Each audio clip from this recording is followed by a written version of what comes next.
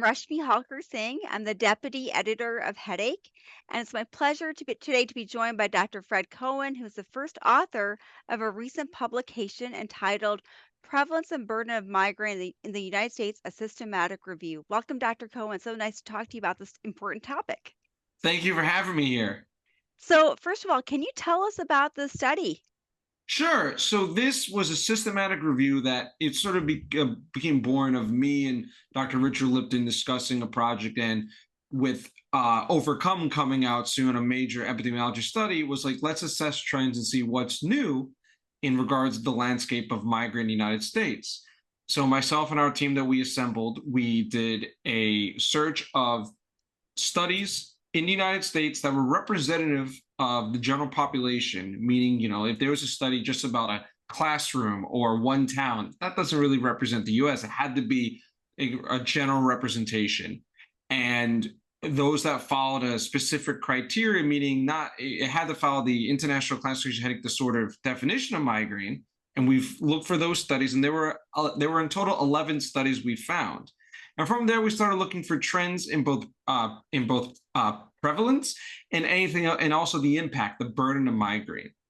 And what we found was prevalence actually has remained stable for the past 3 decades that we look back to, and it's sort of hovered around anywhere from 8%, maybe as high as 11% or 14%, I believe, in the general population, 70% in women, and as around 7% of men. But it's been bobbing up and down.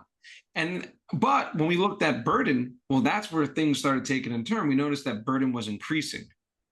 Can you explain what you mean by the word burden? What exactly are we talking about here by the burden of migraine? So burden meaning how it impacts the individual and those around them, meaning I'm not talking about economical impact, because that's a common topic discussed. We see in these epidemiological studies about the cost, health insurance, et cetera. I'm talking about what it is, how it's migraine attacks are impacting themselves and their loved ones and their activities and whatnot. So burden throughout these 30 years that we looked at studies has been assessed different ways. In the early studies, like the American Migraine Study 1 and 2, they looked at missed work days.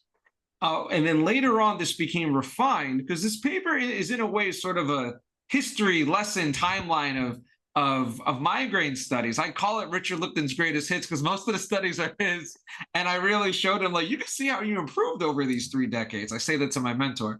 And around 2001, we start seeing MIDAS, the Migraine Disability Assessment Scale, come into play. And that's what we trended through these studies. That was what we made our center pin, the way we could judge burden throughout all these different studies. And what MIDAS is it's a questionnaire that a lot of studies and clinics use that essentially ask a couple of core questions. How often in the past 3 months do migraine attacks either make you miss school or work or your family activity or reduce your productivity? A score is generated, and that score will then give you a disability rating of mild, moderate, or severe.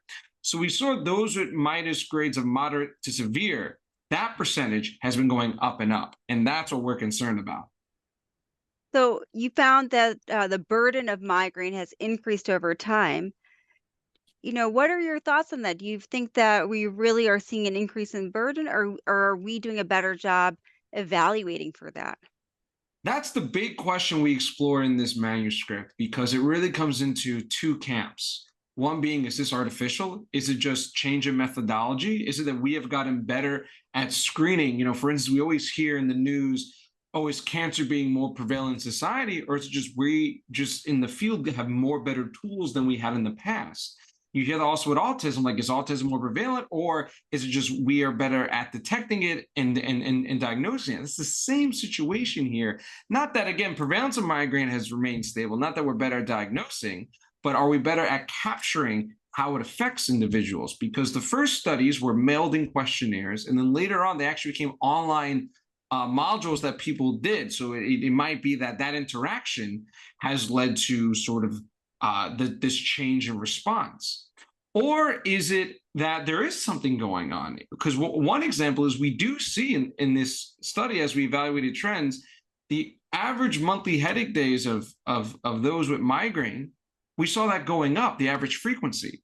So are migraines being more frequent? Is it that we looked at trends with opioids because we do know those drugs can worsen migraine, and we did see for some of these studies that that trend has gone up. We also explored the possibility is, well, what about are certain triggers getting worse? One we talk about is climate change. We know that there's been previous studies in headache that show with more severe events. I know one was recently about smoke and wildfire. Another one was about floods in Japan. When those events happen, migraines sort of intensified. And is that what we are witnessing with climate change? We don't have a direct answer for this. What I hope with this paper is that it sort of provides ammunition for further studies to sort of explore this, because if this is indeed factual, meaning it's not an artifact of change in methodology, that migraine is becoming more impactful, well, then I hope we're able to evaluate and do something about that. Yeah, absolutely. And it might be a mix of both things. It might be impacting people more, and we might be doing a better job detecting it through the questions that we ask in our clinical trials too. What advice do you have for clinicians? As I see my next patient tomorrow in clinic, what should I be asking that individual about migraine and the impact it's having on their quality of life so that I can make better decisions to help them with their migraine disease? There are a lot of ways that migraine affects both the individual who has it and their family as well.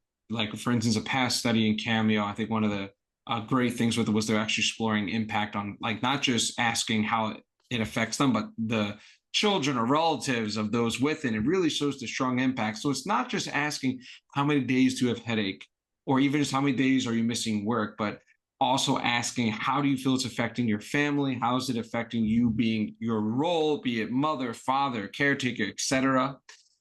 They're asking also, how does before and after migraine affect you, meaning at a recent American Headache Society meeting they brought up judging the interictal phase, meaning how worried are you? Are you anxious of an upcoming attack? I've definitely asked patients like, oh, are you worried of the upcoming attack? Oh, yes, I have a wedding coming up. What if I get attacked there? And that also affects them. And that's not even in the migraine attack. But again, it's still part of the condition. So there's really a lot of facets that how migraine can affect. So I wouldn't say there's one universal approach. Now, of course, we have MIDAS and there's skills and scores, and those are, I think, great intake questions to have. They provide you with a solid metric. But this condition, this disease is not black and white. Even if if your clinic is using a MIDAS score, hit 6, short form 36, there's a lot of different ways to quantify this. I think you should still ask some uh, individual questions that pertain to that patient. If you know that they work as a musician, how does it affect you playing music? If you know that they are the main caretaker in their family, they have a bunch of cats, how it affects them. Because you really can't just tell from a single scale how migraine is impacting that person. Absolutely. I think this really adds to us thinking about migraine from the individual perspective and being able to provide that individual care. Anything else you want to add? Just that, it goes back to what we were saying. I think migraine care, treatment, and awareness has come a long way. That we still are fighting a stigma, but I hope study this sort of raise awareness to that, because that's another thing we brought up, that is it that stigma is improving and therefore people are more open to talk about it. I think there's more work to be done in sort of improving that, but with sort of this change and what we're showing this again, I hope it fuels more studies and more awareness to be done in the field and study of migraine. Well, thank you so much for taking the time to speak to me about this very important topic today. Thank you for having me.